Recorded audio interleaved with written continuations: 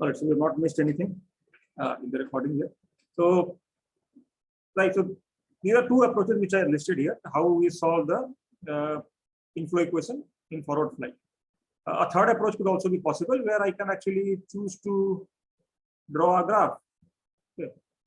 I can draw a graph of this function, okay, whatever it may be. I'm just drawing some arbitrary function and see the points where it cuts through the x-axis.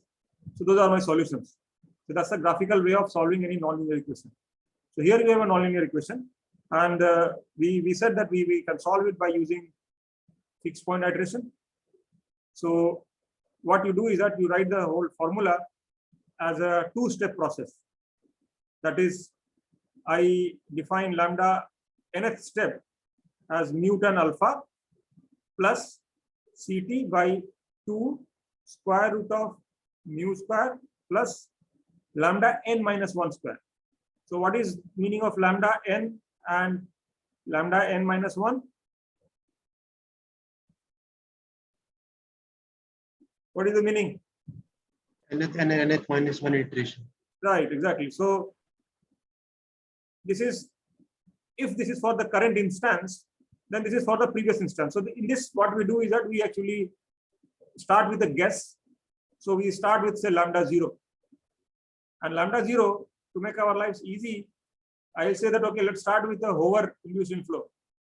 So if I know my Ct, I can find out lambda 0 as square root of Ct by 2. And from that point onwards,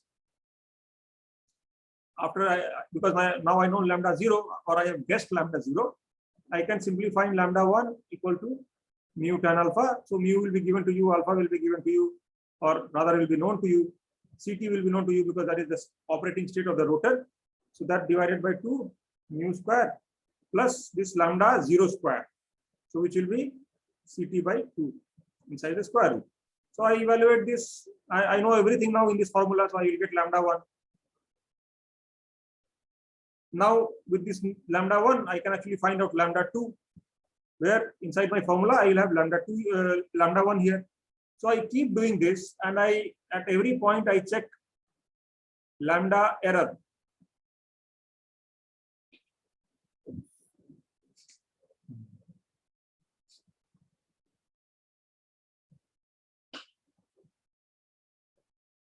Right, so lambda error, which one can define as absolute value of say lambda n minus lambda n minus 1. So lambda error, this is for the nth step. After I've taken the nth step, I can check this error. So I take a look at this absolute value. And I hope that this goes to, say, 10 to the power minus 5. If my error is smaller than 10 to the power minus 5, I will say that, okay, I mean, my solution has converged. So what we are saying is that we have a convergence criteria. So in any iterative process, if you are doing iteration over different steps, then we have to define a convergence criteria. And this criteria has to be checked after every iteration, whether we meet the criteria or we don't meet the criteria. So if we satisfy the criteria that my error has diminished to a very small value, I will say, look, my solution has been converged. I mean, my lambda is no longer changing. I have found the correct value of lambda. Stop. So that becomes one value. So that's the process here. And similar approach is also followed for Newton-Raphson, the slight modification. Here we start by defining a function f lambda, which is equals to lambda minus mu tan alpha. So what I have done is that, I mean, we have just moved everything on the left-hand side of the equation. So, and define that particular thing as a function f lambda. So my f lambda equal to lambda minus mu tan alpha minus Ct by 2 square root of mu square plus lambda square. So that becomes my function f lambda. And because I want to solve this equation, so what do I want? I want to solve equation f lambda equal to 0, right? So I want to find out values of lambda, which will make sure that this function goes to 0 value. So I can simply plot this function also. That is one approach, but then that requires visual confirmation, okay, where it is crossing 0 and whatnot. So we have a more rigorous approach where we iterate, and the iteration formula is here. So in the case of fixed point iteration, we gave our own formula, but for Newton-Raphson, the formula is a fixed formula given by Newton and Raphson. So here you define, so you have defined this f lambda and the solution, how the solution actually converges or iterated. You again start with lambda n minus 1. So again, we'll assume lambda 0 to be equal to square root of Ct by 2. Okay. So you know this is the order in which it will probably come out to be. So lambda equal to lambda n minus 1, which first guess I will have, and minus f, which is the function. So I can write f lambda divided by d lambda of f lambda. That is the derivative of the function. And this has to be at n minus 1, I believe. This is a typographic mistake, I think, because you don't actually have f lambda and is it n or n minus 1? N Does minus anybody 1. remember? N minus 1, sir. Yes, sir, n minus 1. It should be n minus 1. Yeah, that's why I thought it was a typographic mistake here. Should be n minus 1. Yeah. So should be n minus 1. So I mean, I can do the function evaluation at lambda n minus 1, which I already know. And so lambda is equal to lambda n minus 1. So you use that to get the function value and the derivative also. Now derivative, how do I get? I simply differentiate this equation. So you have to write in MATLAB a function which will be supplying the value of this function and also supply the value of the derivative of this function, which you can simply do analytically. So I mean, analytically take the derivative, which is straightforward. You can see the f dash will be equal to 1 minus, this is constant, so minus 2 lambda by 2 into mu square plus lambda square to the power minus 1. So minus 1 becomes minus 3 by 2. Sorry, minus half, but it is minus half to the power. So minus half minus 1 will be minus 3 by 2. So by 3 by 2, right? Is it correct? I've not been doing differentiation for a long time. So these guys should go away, and this minus should also become plus, right? Does it look right? Anybody remembers how to differentiate? Yes, sir. That's Sir, there will be a CT also, no? Yeah, of course, yeah. Of course, it is there, of course, yes. That is true, yes. It is a constant, so that is of course there. Sir, there is There will be one more. Two. at bottom. two. Yes, 2 is there. No, 2 are cancelled, right? So numerator. 2 lambda is there. No differentiation of lambda square. what Right, mine. No. 2 lambda is there. No, 1 by 2. 1 Yeah, 1 by 2 Yeah, because so of one one yeah, extra 2 in the okay, denominator. yes. 1 by 2 denominator. Right, additional Yes. minus 1 by 2 Yes. should be there. And then 2 lambda should be there. Yeah. So minus 1 by 2. So that's why minus becomes plus here. So yeah, minus 1 by 2 should be there. So right, so the another half. Correct. So this is the correct function, right? Yeah, 1 it should be 1 by 2 lambda Ct by square root of, or rather maybe the whole thing to the power 3 by 2 plus 1. Anyway, so you can differentiate this on your own. Yeah. So this is what we do. And by this approach, I can iterate and solve the same equation using Newton-Raphson. So that's the one thing. So now the homework assignment will actually require you to do these calculations using both approaches. So I'll give you a scenario where alpha will be given, Ct will be given, mu will be given, and you have to find out lambda for that for different values of mu, I guess.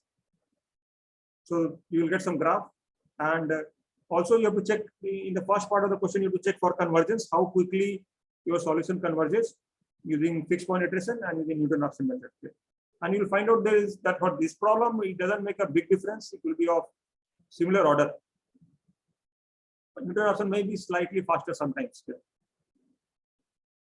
Sir, Yeah. sir, I thought that you have given this homework in last class, so I was trying to solve lambda in terms of the CT and mu, and it was No, like how two can you pages find over. lambda in terms of CT and mu? I had Yeah, not given but- any homework. I said I will send the homework, but I saw that the homework actually contains this part, so I thought after covering it, I will send out. So I will send the homework now. Yes, You will be given data for many things. You have to only solve for lambda. yes, sir. Because of that, it was like 2 pages where means I calculated for 2 pages, still it was going on, so I stopped there. I'm not able to hear you very clearly. Abhay. So, sir, because of that, I was calculating and I was not getting any result. Yes. Of course, no, homework means you will get a homework in your mailbox. Okay. Okay. So anyway, so that's fine. You got thinking about it, so that is good. So now when you get the homework, it will be easier for you. So now, we move further ahead and we try to get a power expression for power. So we had a relationship like this earlier. P equal to, so the expression for power, whatever was obtained earlier there. We once again bring in the Hoover power pH. So divide both sides of the equation and end up getting a ratio like this: P by pH equal to V infinity sin alpha by VH plus VI by VH. So that's the expression. It's a similar kind of thing which we kept getting for. So in momentum theory, anyhow, the power is what? So my momentum theory power is anyway P equal to VI plus V infinity sin alpha into CT, right? Or rather thrust, not CT, sorry, this is power, so thrust. Yeah. So into thrust. So similarly, we have pH, which is VH into T. So you divide these two equations and you get this ratio. Yeah. So I simplify it further, and we end up getting an expression like this. That is power in theoretical power or ideal power. So this is ideal power in forward flight. P by pH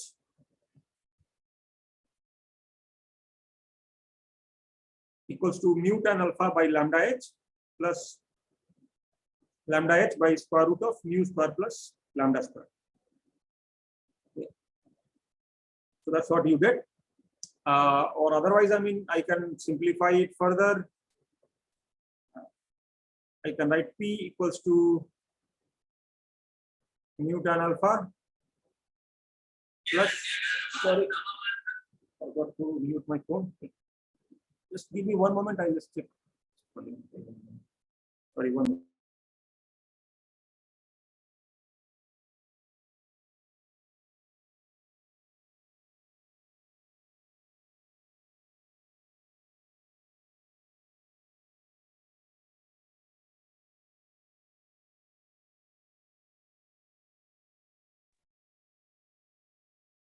Yeah, sorry about that. So I can simply get and multiply this whole thing with pH, and pH is simply your VH into pH, right?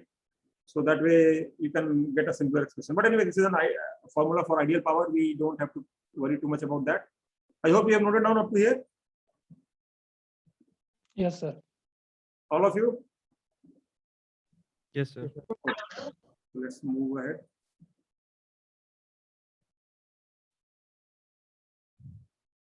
Right, so this is for a forward flight case, and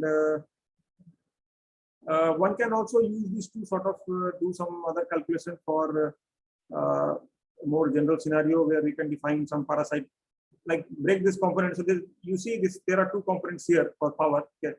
So what happens? This first component is actually the power required to overcome the drag of the whole vehicle or the whole system, right? Not the rotor drag. Okay, this is the requirement of power that you have to supply to achieve forward propulsion. So it's a propulsive power, right? So this propulsive force is actually balancing what? It's balancing the parasite or the drag of the vehicle. So that's what is there actually. So I can actually write an expression like this For lift, T cos alpha is balancing your weight or lift, or it's acting like a lift, and T sin alpha is balancing your drag. So my T is my thrust. Vertical force can be called lift, and horizontal force could be called drag.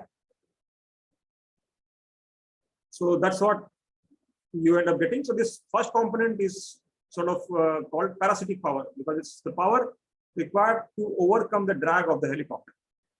And the second term is induced power. So this is the pure induced power. Just like, I mean, if you remember, the power for climb also had two components: induced power and power required to overcome the potential energy, or rather overcome the weight. So it was power required to gain potential energy or to do work against gravity, something like that. So similarly here also we have two components. One component is for parasitic power, other component is for induced power. So I don't think you need to take this down. It's just information to sort of explain how the total power actually, even in ideal power, it has two components, one for parasite power and other for induced power. So you can just take down this expression if you have not done so. P by ph equal to mu by lambda h times d by t plus lambda h divided by square root of mu square plus lambda square. And you can mark first component as parasitic power and second component as the induced power. So power required to generate induced velocity is what is induced power, plain and simple. All right, so now we'll do some calculations, because we have pretty much covered the whole momentum theory. So we can solve some example problems and try to see what kind of answer we get.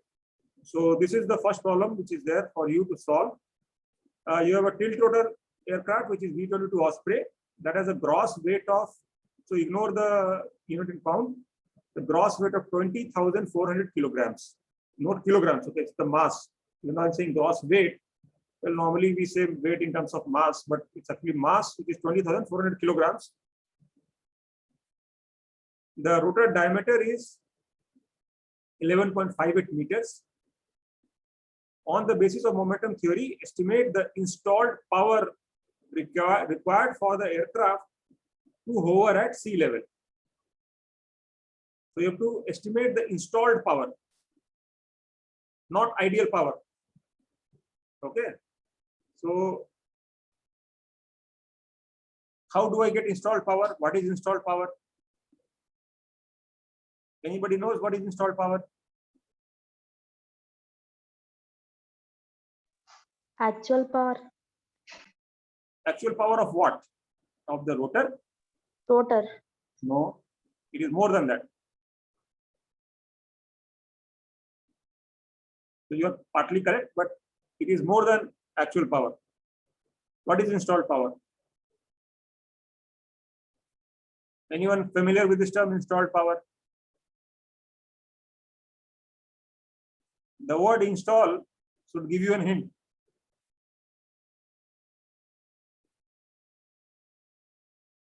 So engine power. Yes, the power that engine has to deliver. Okay, that engine will deliver at the engine end. What power you get at the rotor end will be different from what engine is delivering. Why? Because the power that engine is generating has to be transferred to the rotor, right? And when you transfer something from one place to another, there will be some expenditure of energy. So there will be some loss associated with that. And that is why installed power will be slightly different than the actual power the rotor requires. And how do I get that? So now first is you have to use momentum theory, but to help you out in getting actual power, the figure of merit of the rotor is given. Right? All of you remember figure of merit? Yes, sir. Right. So this is given to you. So you have to make use of figure of merit. And in addition, there is given also that the transmission losses amount to 5%. So the power that engine will push towards the rotor through the transmission, 5% of that will be lost. Which means the efficiency of the transmission is 95%. Exactly. So now you have two information and use the momentum theory and tell me what should be the installed power. Tilt rotor aircraft, that is a V-22 Osprey, has two rotors side by side. If you do not remember, is the tilting rotor thing. So for hovering, both the rotors are pointing vertically and the data is given for one rotor. So keep that in mind and go ahead and solve. So you have 5 to 10 minutes to solve this.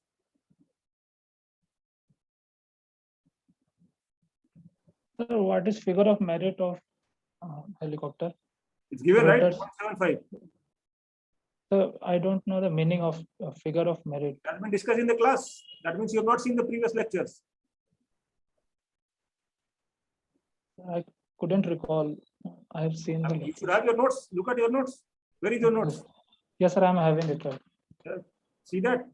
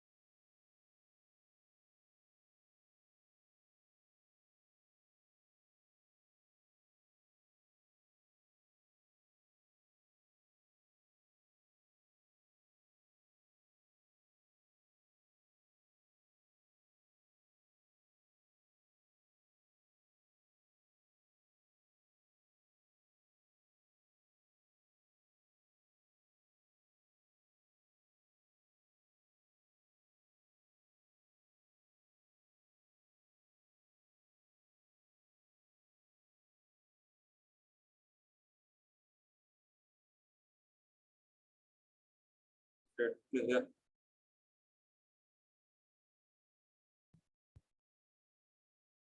So Madhu is telling it is 7.8 kilowatts. Let us check. Doesn't look like that. Sir, Yes. 5584 kilowatt. 5584. Kilowatt. Yeah, so it's 5,500 something. Yeah, that's what I am also getting. Sir, I taken 9.81 as G. Yeah, I also did the same thing. I took 9.81 as G here. So Sir, I didn't do divided by 2 for thrust. no, why not? Right, there are two rotors, right? That's what I told you very clearly. That is the first thing you have to take care of. That is what is the number of rotors that is there. So that's why I mentioned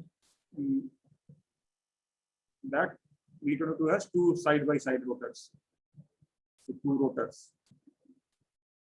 Therefore, the first step is to find out how much each rotor is generating. What is the thrust? So I get first the thrust, which is this, that comes out to be roughly 100,000 newtons. Then I find out the area for each rotor. I find out, then I can directly jump to find out the ideal power if I wish. So I can simply do that, or I can actually directly do power equal to P to the power 3/2 divided by square root of 2 rho A. So I can just directly use this formula and get the power, which is my ideal power. So ideal power comes out to be 1970.45 kilowatts for each rotor. That has to be kept in mind. I mean, we have solved similar problem. I mean, for side-by-side Paul Cormu's helicopter also, right? So we down further, right? So that is the ideal or minimum power required. The real power, we can make use of two things: figure of merit, which is ideal power by real power ratio. So I do that. My real power will be ideal power by 0.75. So with that, I get real power to be 2627 kilowatts for each rotor again. Okay, for each rotor.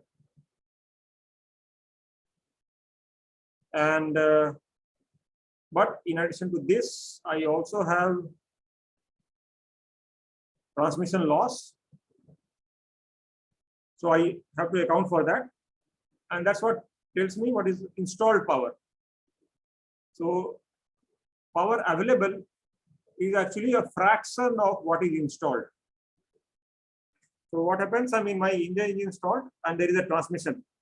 So power available is power installed multiplied with efficiency of power transmission. Okay. So mechanical efficiency. So we use symbol eta M or eta mech. And now the power, real power that we calculated is actually what power is available to the rotor, right? Because if that power is not available to the rotor, rotor cannot do anything. So therefore, the installed power will be available power divided by mechanical efficiency. So we take this 2627.26 kilowatts divided by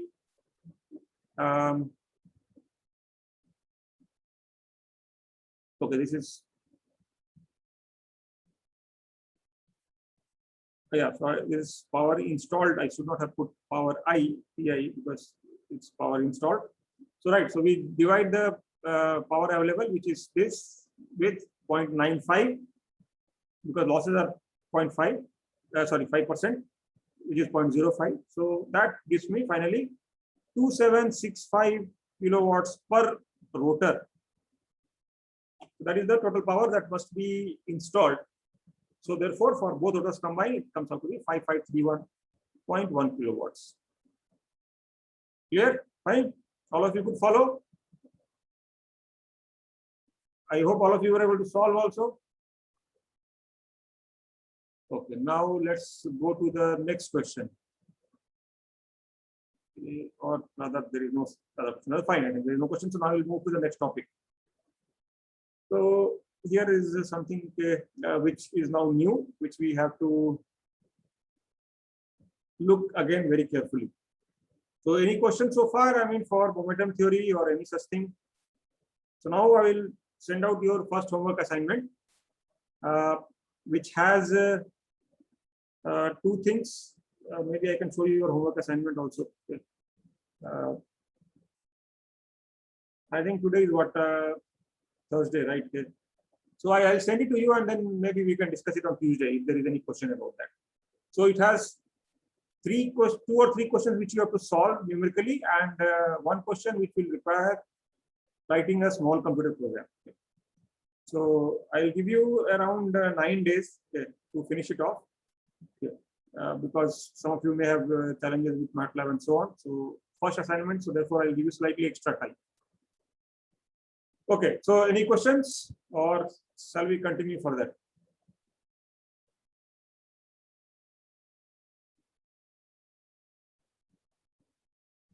No questions. Excuse me, sir. Huh? Sir, we learned about the forward. What about, sir, backward? It is same as forward. Sir, no difference at all. It will be same as even sidewards. Okay. So all those will also be same primarily because for the rotor, okay, the forward, backward, sideward doesn't make any difference, right? Yes. So what would actually be different would be If I try to fly sidewards, my drag will be different. If I try to fly forward, my drag may be different. If I try to fly backwards, my drag may be slightly different. So only difference is in the matter of drag, but from other point of view, my analysis process is going to be exactly same. It won't have any difference at all. Sir, one more question, sir. Sure. Sir, when we, other than hovering, when we need to forward or go backward, we need to tilt the rotor by certain degree. But Yes. sir, since it's a rotating inertial part, sir, won't it cause a gyroscopic couple or some sort of reaction, something that will cause not to go it in that particular direction, sir?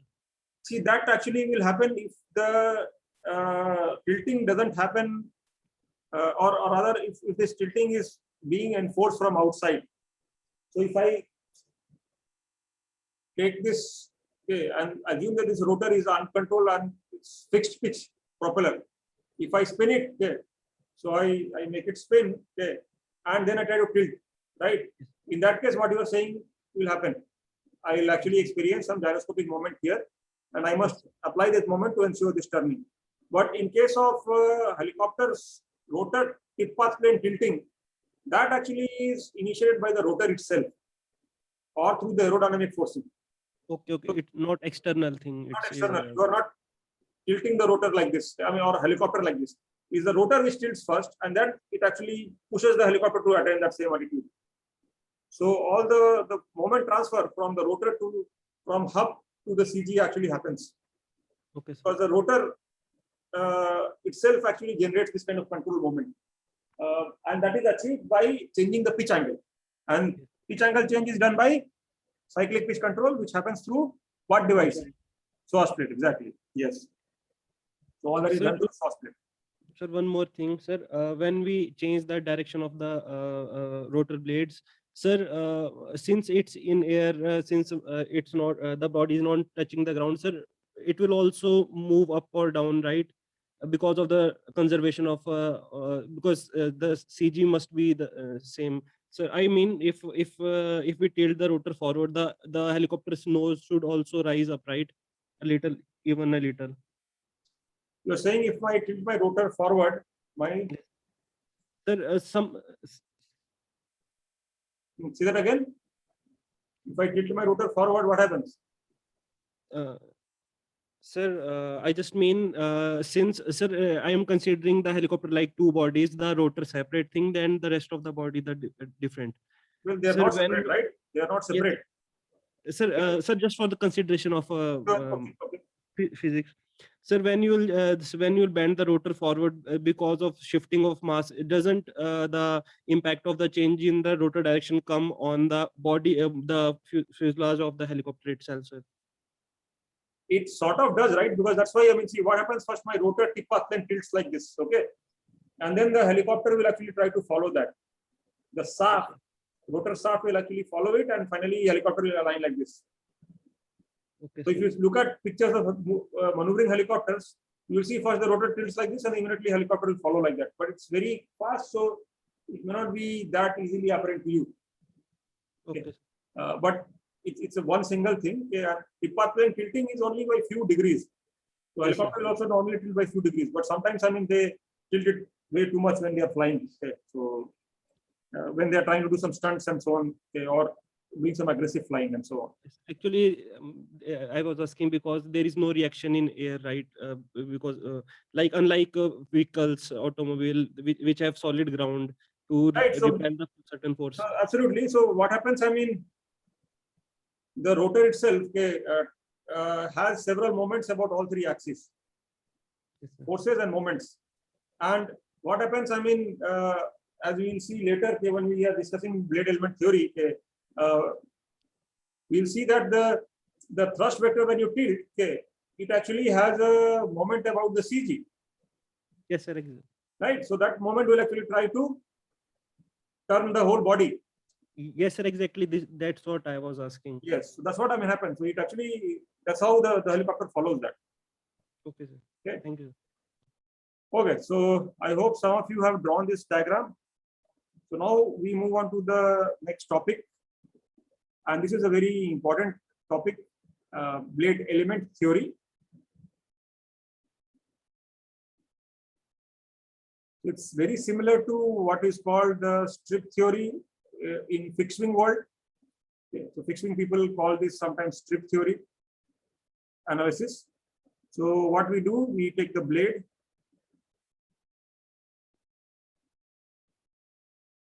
so assume a rectangular blade which is connected to the hub here, and it's spinning with the angular speed omega.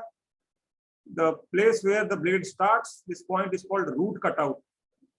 Okay, that's where the blade starts, called root cutout. On this blade, we take a small infinitesimal element, okay, which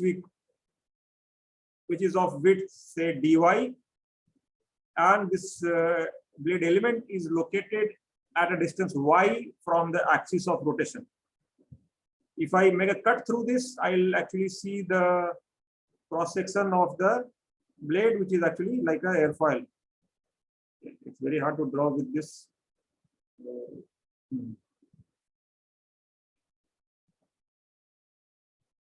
So you actually end up getting this airfoil. Okay. That is your cross section. So now the way my coordinate frame is defined or axis system is defined, I look at the span-wise direction and call that as y. I look at the chord-wise direction. So direction along the chord. This is the chord of the blade. This is the span of the blade. So in the chord-wise direction along the chord, that I call as x-axis. So this axis is in plane with the blade. If my blade is horizontal, this is in that plane. And so x is along the chord, y is along the blade span, and the third axis z is coming out of the plane of the this paper or the screen, okay, in this case. So that becomes my xyz 3 coordinates. So now this element of blade, okay, we are going to analyze in more detail. That is this airfoil shape. So what we do is we then draw this airfoil. Let's see, I can draw the airfoil, but maybe I can draw it like this. That also doesn't come out very well. It's very hard to draw because my hand is not fully resting. Maybe I try now.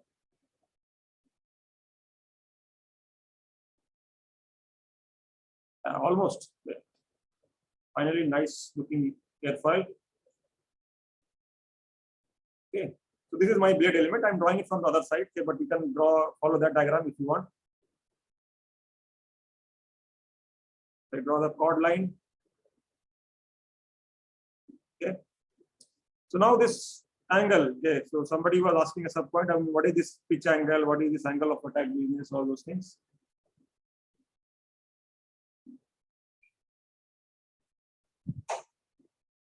So this is the pitch which is set for the blade. Pitch angle is theta. Okay. And now we have to see what are the different velocities which are there. Now, because the blade is spinning with this speed omega, and right now we are sort of developing this blade element theory for hover condition. Okay.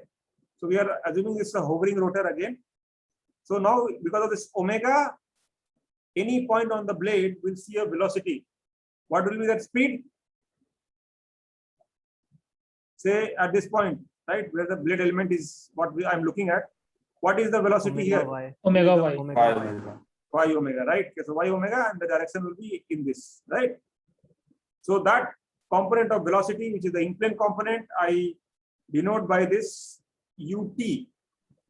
So I'll define this ut, which is parallel to, this is my ut. In addition to this, there is another velocity. What is that velocity?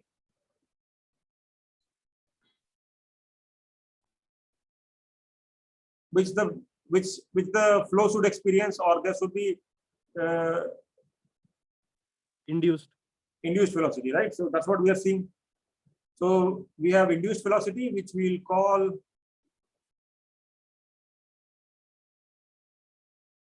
this is yeah. So I'll mark that again later. And induced velocity is going to be downwards. So we call this now UP. Okay, perpendicular component of velocity in the plane. So I have UT and I have UP, and these two combined together will give me resultant U. Now this resultant U is the direction in which the flow is actually happening. In fixed wing airplanes, if I put my airfoil or my wing at a particular angle, with respect to the flow, that angle itself is actually the angle of attack. But for a rotary wing vehicle, the free stream velocity equivalent is this omega r. It's somewhat like free stream velocity, but at every point this velocity is also changing. So the velocity profile, I mean, if you plot, it will be going linearly like this, right? Yeah. So it is linear everywhere. All right. So now what happens? This is the direction in which the resultant flow is coming. So if I extend this further, okay, to match this point, okay, now this angle which this resultant velocity is making with the chord line of the blade, that particular angle is called the angle of attack alpha. And this angle which is inside the triangle made by UP and UT, that is called the induced inflow angle or the inflow angle. So that's the same diagram which is here. Okay. You can see the airfoil, UT, UP, and this angle is phi, this angle is alpha. Now, based on the resultant free stream direction, I can actually define drag, really long drag. Okay, I can change the color so that it will be easier to see. So let's say this is drag because of the small element, and normal to this drag would be the elemental lift.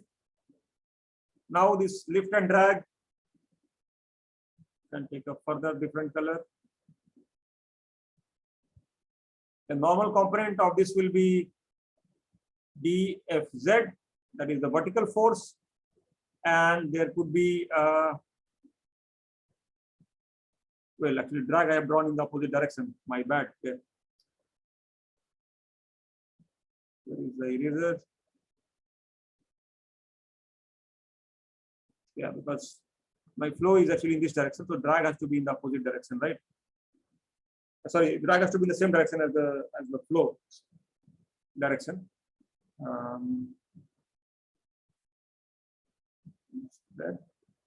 So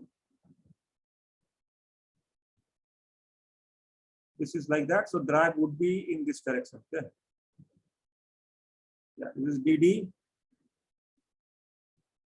And going back to this, so I can split this in the horizontal and vertical components. So I can have dfx and dfz. So dfz is perfectly vertical and dl is perpendicular to the flow. Same thing here. Okay, that's what I'm drawing there. So this is my disc plane, dfx, dfz, lift, drag, angle of attack, and the velocity triangle. And all this is actually in the chordwise plane. So if I make a cut here and see, look at the airfoil, then the angle or the plane I'm looking at is actually zx. So vertical and chordwise. So the zx plane. So this whole thing is actually in the zx plane, right? So x and z. So all of you have made this drawing by now. Yes, sir. So this is called the blade element. And various parameters which are there. So you can now note down these things. Theta equals to, or theta is the blade pitch angle. UT is the in-plane velocity component, which is called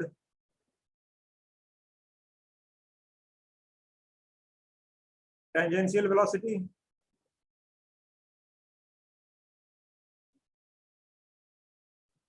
So that is the in-plane component. UP is out of plane component, which is due to inflow. It could also be due to axial climb velocity, or it could be due to blade motion. But right now we are considering only hover. So right now UP would be only due to inflow.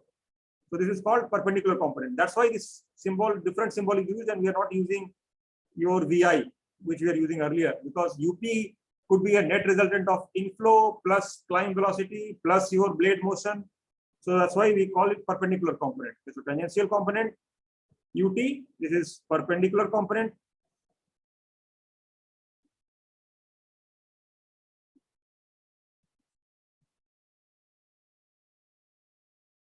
And U is the resultant velocity, which is vector sum of UP and UT. So UP square plus UT square, square root.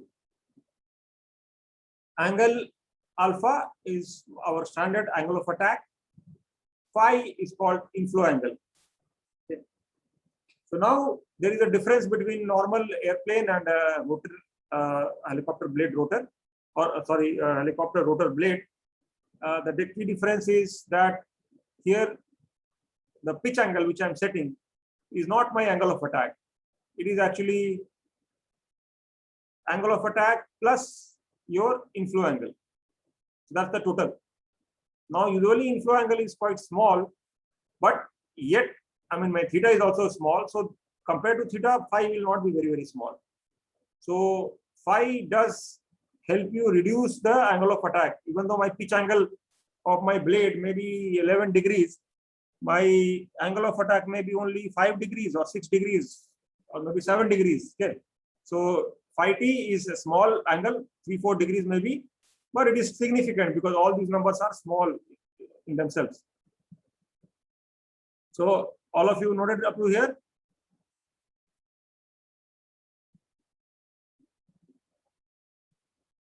Shall I move ahead?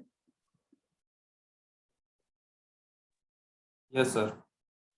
All right. So alpha angle of attack, phi inflow angle, theta equal to alpha plus phi, alpha equal to theta minus phi.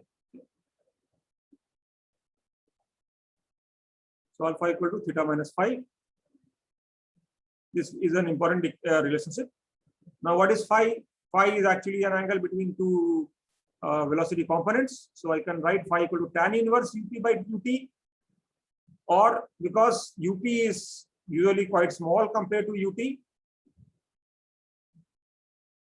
so we can apply small angle assumption and use UP by UT itself as phi.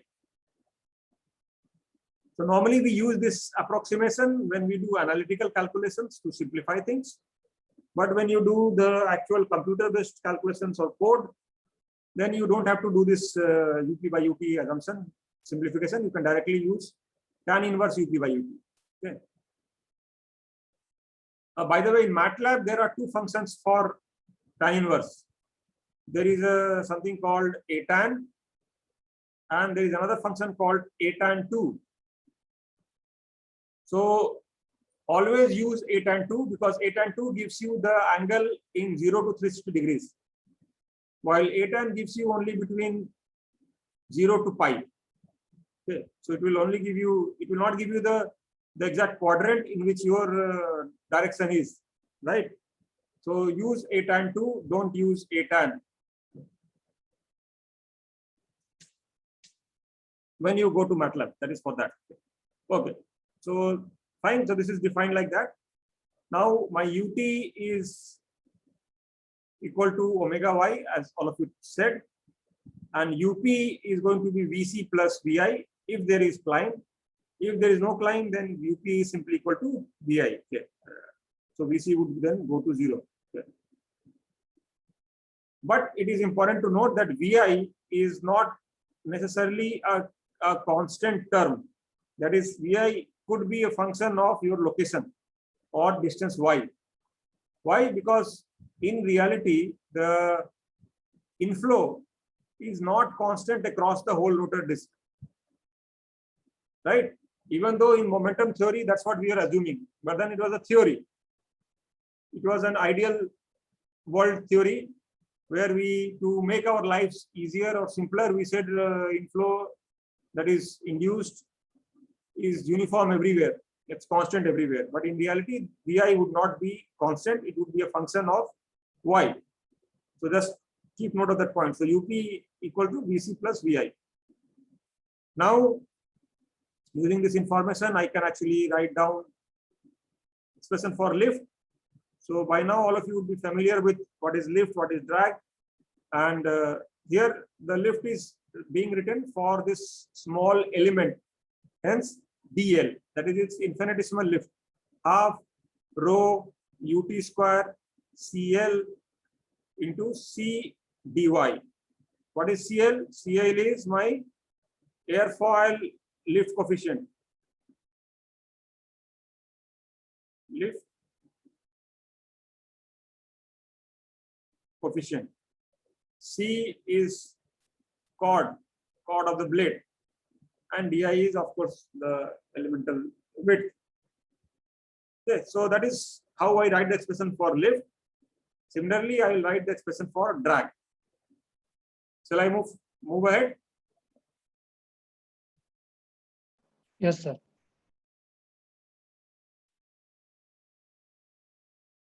So that is the expression for lift. Similar manner, I can write the expression for drag. Sir, are we approximating total U as UT in DL and DD expressions? Or Sorry, I couldn't hear. sir, we wrote DL is half rho UT square. Sir, Okay, should it be yeah, good point. You reminded. Okay. So later on you will see actually it should be U here. Okay. But at the next step we actually make it as UT. We say that U and UT are same because UP is usually much smaller compared to UT. And you will see, I mean, even in calculations, if you make this assumption, it will not make any difference at all. So you are right. I mean, this expression should have U square and U square up to this point.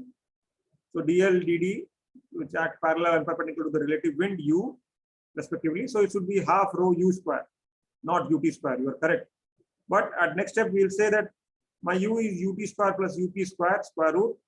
But my UP is much smaller compared to UT at most times. So I can simplify my life by saying, oh, U is actually same as UT. So that's the assumption which is made. But I mean, it is not essential that we do that. Okay. Especially when you write codes, you can actually use full U. When I write a simulation code, it doesn't matter actually, okay, whether I use UT or. Only thing is that if I again make the simplifying assumptions, it becomes easy for me to derive analytical expressions, as we will see in the later part of the lecture. So that's what.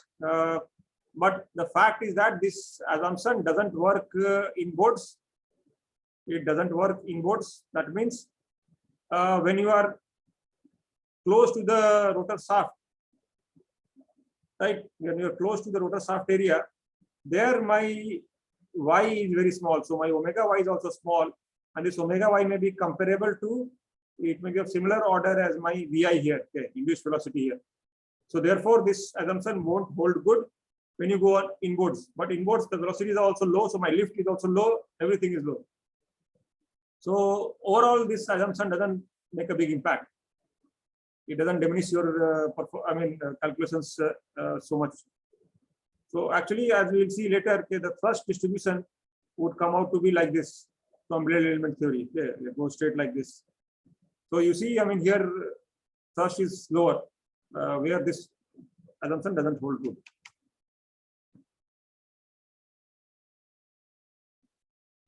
Okay. All right. So fine, coming back. So right. So this assumption is okay if I want to simplify things. So now DL and DD are fine, but the lift and drag are in the wind frame, in the air frame, right? Because lift is normal to the wind direction. But that's not what I'm interested in. I actually want to know what is my vertical force and what is my horizontal force, because that I can use to get my thrust and I can use to get my torque. So I split this, or rather take components of lift and drag. So if this is my fx, so what am I doing?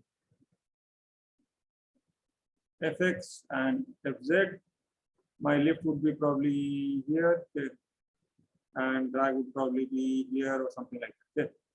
So now what happens, and this angle is alpha. You can see dfz would be L cos phi. Sorry, this is alpha, not alpha, but phi actually. Sorry, phi. So L cos phi and minus dd sin phi. Minus dd sin phi. And in the x direction, both these are going to add up. So L sin phi plus d cos phi, which is here. So now we have transformed the lift and drag to the horizontal and vertical direction, which is to get my thrust and my power. So what I do now, right now, what I have written is dfz, the vertical force, elemental vertical force, which is coming from one small blade element on one rotor. If I want to get the total thrust because of all such blade elements on all the blades, I multiply with the number of blades NB. Okay, that's the new parameter, number of blades, or rather old parameter, because you have also seen the definition of sigma, which had NBC by pi r, right? So that's the number of blades. So I multiply dfz with number of blades, and similarly I try to get a torque. So what happens? My in-plane force, chord force, multiplied with the corresponding moment arm, because y is the distance. So force into moment arm gives you the total moment. So NB y dx becomes your torque. And even further, if I want to get the power, that is omega into dq. So power becomes omega into dq. So it will be NB omega y dfx. So now we have expression for thrust, for torque, and for power. So I can use dfx, dfz in these expressions, and I can get everything else.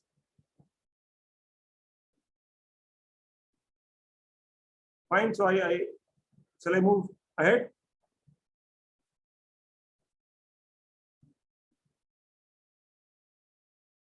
Yeah, I'll stop here. Fine. So this is for one blade, and now we have done for all blades. But what happens in this expression for dt, which equal to number of blades into dl cos phi minus dd sin phi. If you see dl, if you compare lift and drag, which of the two is larger?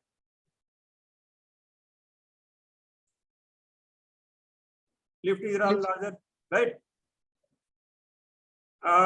What is the order of magnitude of lift compared to drag?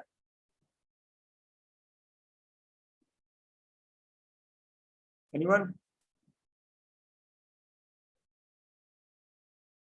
How big is lift 25 compared to times. drag? Sorry, how many times, Shrikar? 20-25 times.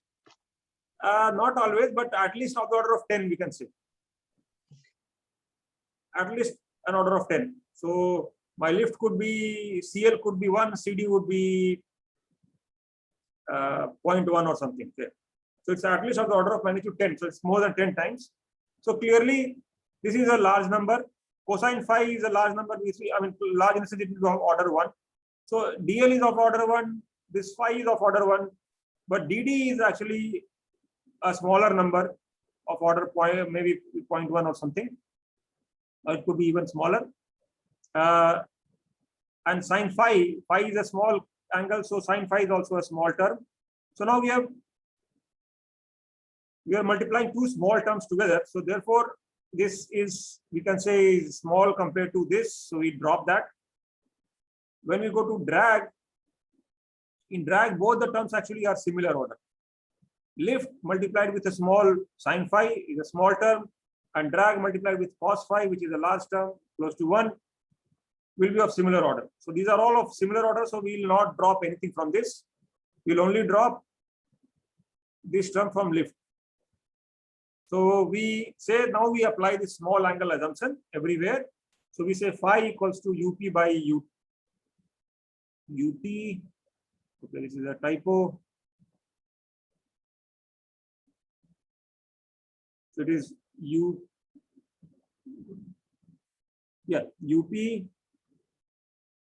by UT or UP by U. Yeah. And UP by UT, and U is approximately same as UT. If I apply these assumptions, so note down this is UP by UT, phi equal to UP by UT as we saw earlier. Now we apply this small angle assumption, and then I can write corresponding thrust equals to NB into DL, and power is NB omega y DL phi plus DD. So we end up getting these two equations. So note down both of this carefully.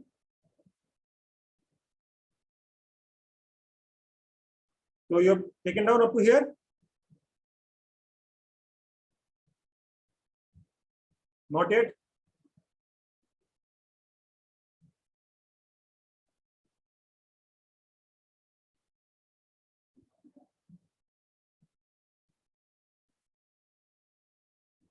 All done? Yes, sir. Okay, so let's moving ahead. So now, so these are the two key equations that we have obtained. Okay, so these are the two key equations that we have obtained.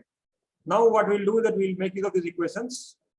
But before that, we'll convert everything to non-dimensional form. We always want things to be non-dimensional because it is easier to understand and handle.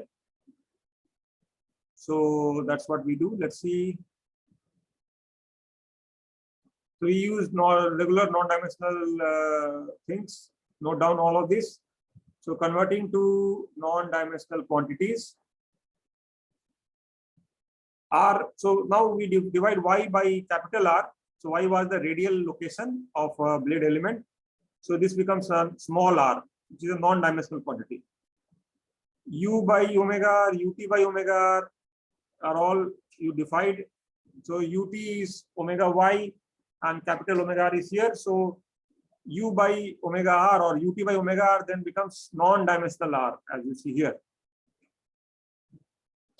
And then we bring in definitions of CT, which is dCt equal to dt by rho a omega r whole square plus dc omega cq, which is the torque coefficient, equal to dq torque for that blade element divided by rho a omega r square into r, and power coefficient cp dcp is dp by rho a omega r whole cube. So now all these definitions will be used. And in addition, we have non-dimensionalized distance with r, speed with omega r. So now we again define lambda dc by vi by omega r, which we see comes out to be equal to phi into r. Okay, because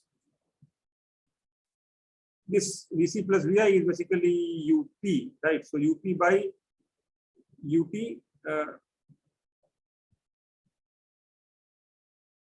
is lambda, okay, and this up by vt is actually phi, and other non-dimensionalization gives me y by r, which gives me r.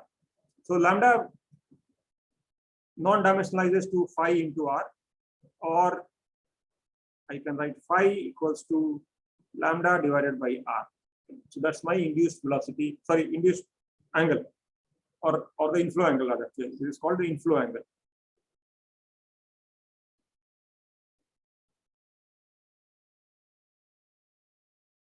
Okay, so lambda equal to this, phi equal to lambda by r. Now what I do, I try to find out what is my dCt, because I want thrust. But instead of finding it in the dimensional form, I will try to find it in the non-dimensional form. So that's why I use this. dct equal to dt by rho a omega whole square. And dt is the thrust due to all blade elements. And you see this dct is also right now non-dimensional thrust due to one set of blade elements. To get it for the whole blade, we'll have to integrate it over the whole blade. So we are still deriving the expression. After that, we'll do the integration. So dt by rho a omega r whole square. So I put expression for dt here, which is nb into dl divided by rho a omega r whole square. So this, if I write, becomes nb, and dl, as we saw, was simply nb into nb into dl, and dl is simply half rho v square c cl into dy. So I write the expression for dl directly, half rho ut square c cl into dy, and that is divided by this rho a omega r whole square. So if I now do some arithmetic manipulation, some jugglery, so I have dct equal to nb and also ut equal to omega y. So I bring in all this information inside. So I have rho omega y whole square c cl into dy by pi r square into omega r whole square. So that's my dct. Now I can group these terms together such that half dct equals to half nb c by pi r into small r square cl into dr. Dr is the infinitesimal distance or width of the blade element. So what is this term nbc by pi r? As you see here, it is actually solidity.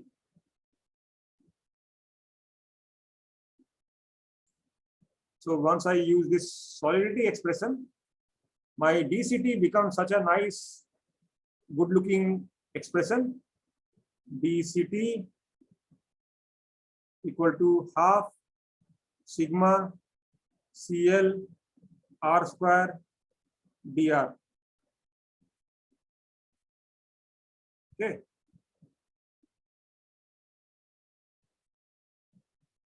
That is my dct. And now exact same approach can be used to find out the corresponding other quantity, which is dcq.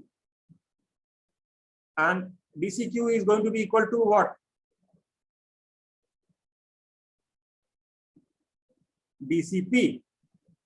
Yes or no?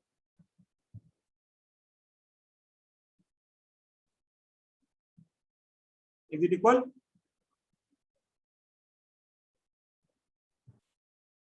Not equal. Equal, sir. Equal, sir. Right. So you remember that, right? So in non-dimensional form, the torque coefficient and the power coefficient are same. So if I find dcq, I have found dcp also. And that is the next step. So I hope you have noted down up to here. I'll scroll down a little bit. So by similar approach, we can find the expression for dcq. So this is an exercise for you, not a homework, but exercise for you to do and check if this is correct or not. So you will get dcq equal to half sigma into phi cl plus cd into r cube dr. And this has two components, as you can see. Phi cl is the induced drag, because it's the drag which is required, or the torque rather, which is required to generate this cl, which is lift. And the other component is the component of torque which is required to overcome the drag, which is cd. So hence the name profile drag. So we have induced drag and profile drag, both of them are two parts of this dcq.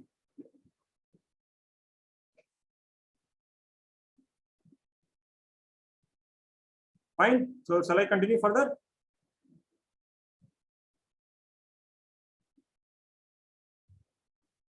I'll assume all of you are fine with this. So now with this, I'll finally write the expression for total thrust and total torque, which is like this. So Ct then becomes equal to, now when I do integral, so note down these equations, Ct equal to 0 to 1 dCt, because these expressions are now non-dimensional. So my limit for integration is going from 0 to 1, because at 1 my small y is equal to r. So small r goes to 1. So it becomes half sigma CL r square dr. And if your sigma is a constant, that is sigma is equals to NBC by pi r. Now pi r and NB are all constant for a rotor, but for a blade, your chord may be function of your, so blade may be tapered, blade may be rectangular, it may have some other geometry. So C may be constant, it may not be constant. But if it is constant, that is for a rectangular planform blade, I can simplify this Ct further by taking sigma out. So it becomes half sigma 0 to 1 CL r square dr. But otherwise, I mean, this expression is as good to remember because it's a more general thing. So I would prefer you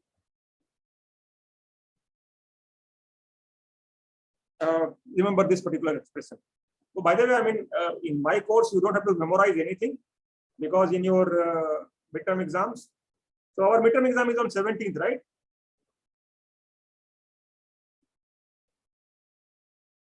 Yes, no? Anybody has checked? Yes, sir. From 6 to 8. Yes, sir. Are you guys okay with 6 to 8 timing? Yes, sir. Yes, sir. Okay, fine. Because normally people end up taking some more time in my exams. So, and I give, I mean, typically half an hour more. So, so make sure you have an early dinner that day, okay? Or have a very heavy snack so that, I mean, you can take your dinner slightly late. So, right, so this is total thrust.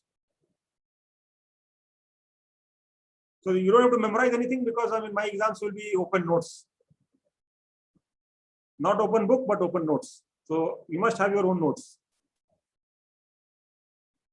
All right, so that is the expression for total thrust, and likewise, I can get an expression for total torque. CQ equals to 0 to 1 dCq plus half sigma 0 to 1 phi CL plus CD into R cube dr. And if I put the expression for phi with lambda r, then and simplified slightly, it becomes equal to, so this is CQ half sigma 0 to 1 lambda CL r square plus CD r cube into dr.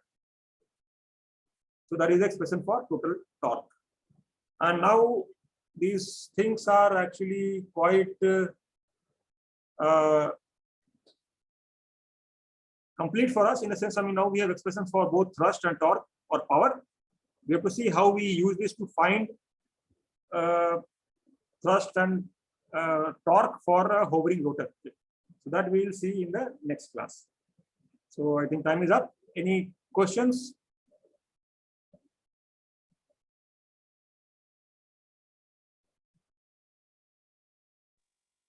Any What's the assignment? what? Assignment. So what's the assignment? Yes. Assignment I will be sending now. Yeah.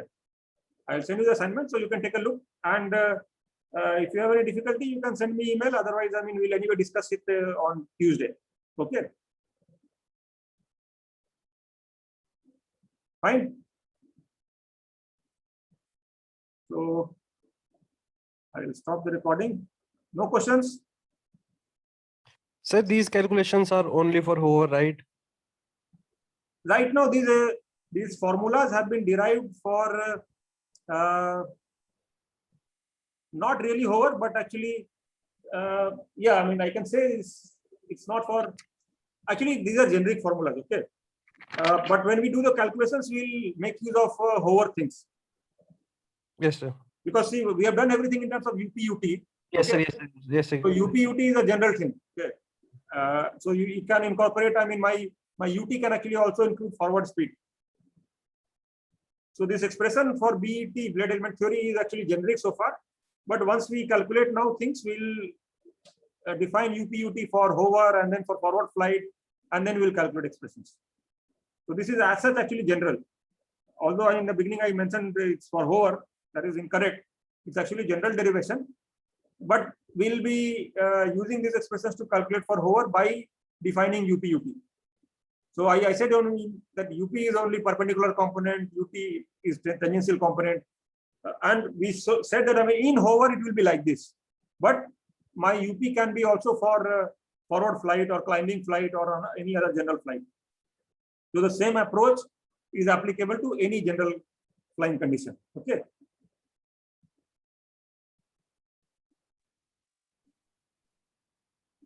Sir, should our Yeah. angle of attack be large or small, sir? Angle of attack is always small. I mean, see, you have to fly in a scenario where your angle of attack cannot go beyond stall angle, right? So for optimal performance, for normal performance of helicopter, you automatically give small collective. If you give too much collective, your blade may stall. Right. So we'll talk about this aspect also. That I mean, what is the operating state of the rotor by a parameter called blade loading. So we'll come to that. All right. So I'll stop recording, stop share, and stop recording.